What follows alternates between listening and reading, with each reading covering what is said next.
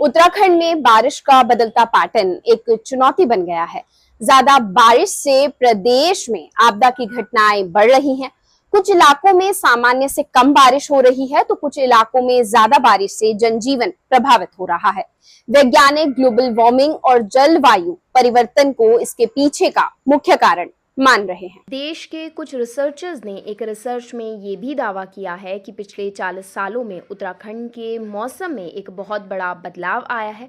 Monsoon की दस्तक के बाद उत्तराखंड में इस बार जुलाई और फिर अगस्त में भी कहीं कम तो कहीं ज़्यादा बारिश रिकॉर्ड की जा रही है।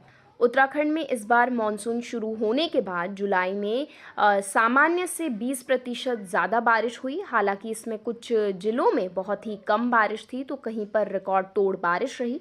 अब अगस्त में भी मौसम का पैटर्न कुछ इसी तरीके से बदला है। अब तक औसत बारिश 11% ज़्यादा रही है।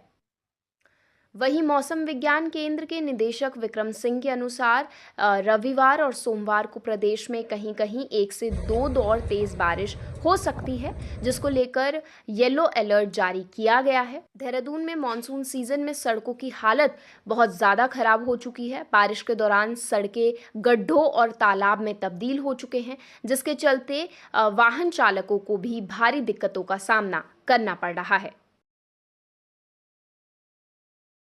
वहीं तेज धूप के कारण अधिकतम तापमान में बढ़ोतरी हुई।